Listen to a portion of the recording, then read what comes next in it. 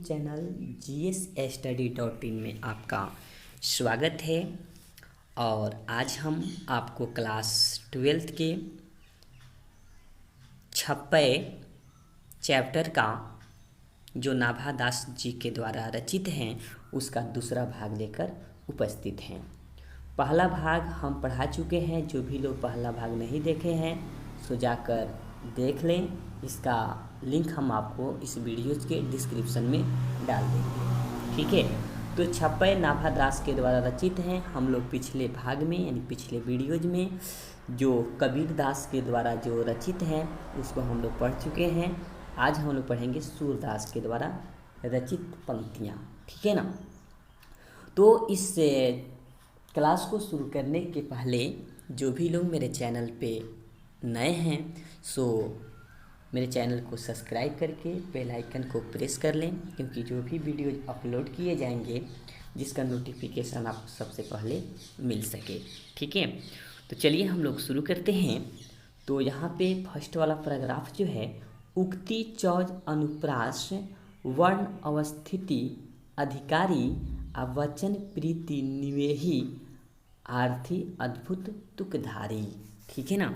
तो यहाँ पे कवि कहते हैं यानी प्रस्तुत पंक्तियाँ नाभा दास द्वारा रचित भक्तमाल से उद्धृत हैं, भक्तमाल से लिया गया है, जिसके माध्यम से नाभा दास ने सूरदास की विशेषताओं को बताया है। यानी इस पंक्ति में जितना भी हम पंक्ति पढ़ेंगे सो सूरदास के द्वारा बताई गई पंक्ति को पढ़ेंगे, ठीक है ना।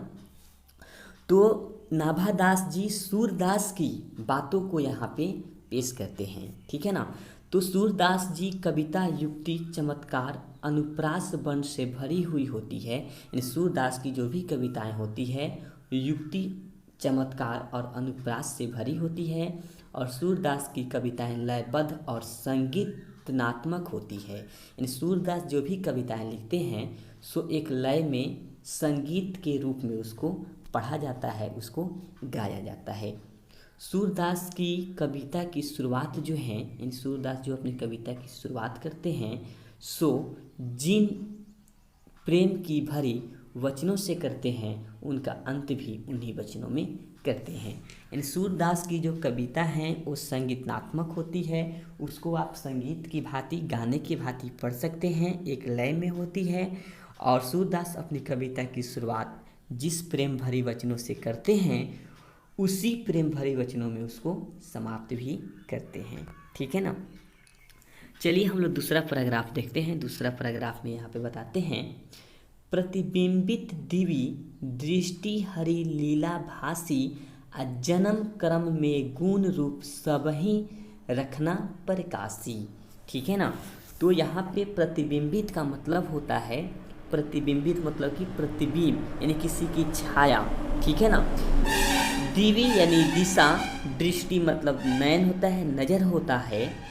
हरि लीला भासी यानी हरि यानी भगवान की जो लीला है वो अपरंपार है।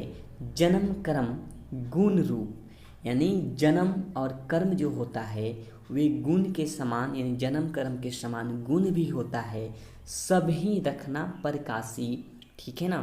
तो देखिए यहाँ पे सूरदास जी अपनी कविताओं में कहते हैं कि श्री कृष्ण की लीला का वर्णन किया गया है। किसकी लीला का वर्णन किया गया है? श्री कृष्ण के बारे में आप जानते हैं, श्री कृष्ण की लीला का वर्णन किया गया है। सूरदास ने प्रभु के जन्म क्रम की गुण रूप को अपनी दिव्य दृष्टि से देखा है। सूरदास जी श्री कृष्ण की जो जन्म कर्म है, जो उनकी गुण की जो लीला है वे अपनी दिव्य दृष्टि से देखा है और देखकर ही अपने वचनों से प्रकाशित किया है। यानी अपने वचनों से उनकी जन्म कर्म की लीला को प्रकाशित किया है, हमको बताया है, जिसको हम लोग आज पढ़ रहे हैं। तो सूरदास जी श्री कृष्ण की जन्म कर्म और उनकी गुण की लीला को अपने दिव्य दृष्टि से देखकर अपने वचनों के द्वारा उसको क्या करते हैं? प्रकाशित करते हैं, उसको हमें बताते हैं, ठीक है। चलिए हम लोग अगला पैराग्राफ देखते हैं। अगला पैराग्राफ है, विमल बुद्धि हो तासुकी जो यह गुण श्रावणी धराओ, ठीक है ना। तो यहाँ पे बुद्धि जो है, बुद्धि विमल हो जाती है। बुद्धि कभी कभी मतलब कि धीमी हो जाती है ताकुसी, ठीक है ना, तब यह गुण श्रवणी धराव, यानी श्रवणी का मतलब कि कानों में, ठीक है ना, कानों में जब धीरे धीरे सुनाई दे, ठीक है ना, तो सुर कविता सुनी कौन कवि जो नहीं सिर चालन कराओ, ठीक है ना। तो यहाँ पे कहने का मतलब है सिर चालन, यानी जैसे कि किसी की बातों को हामी भरना, यानी किसी की बातों को हाँ में हाँ भरना, ठीक है ना। तो इस पंक्ति में हम लोग देखते हैं जो नाभादास जी इस पंक्ति का अपने बातों को रखते हैं, जो सूरदास की ये कही गई बात हैं। ये कहते हैं कि भगवान की गुणों को सुनता है उसकी बुद्धि विमल हो जाती है। जो भी भगवान की गुणों को, भगवान की बातों को सुनता है उनकी बुद्धि विमल हो जाती है। और नाभादास कहते हैं कि ऐसा कोई कमी नहीं है जो सूरदास की कविताओं को सुनकर सिर चालन अर्थात उनकी बातों में हामी न भरे। ऐसा कोई व्यक्ति नहीं होगा जो सूरदास की कविताओं को सुनकर, सूरदास की कविताओं को पढ़कर कभी उनकी बातों में हामी न भरे, उनकी बातों में हाँ में हाँ न मिलाए। ऐसा कुछ हो ही नहीं सकता है, ठीक है ना। तो ये पंक्ति है जिसका हम लोग इसका अर्थ और इसकी जो प्रस्तुति, जो इसकी जो शब्दार्थ हैं सो हम लोग कंप्लीट कर चुके हैं, ठीक है ना। तो एक 6 पंक्तियाँ थी और 6 पंक्तियाँ जो हैं कबीर के द्वारा रचित है, तो हम लोग इसको पूर्ण रूप से कंप्लीट कर चुके हैं।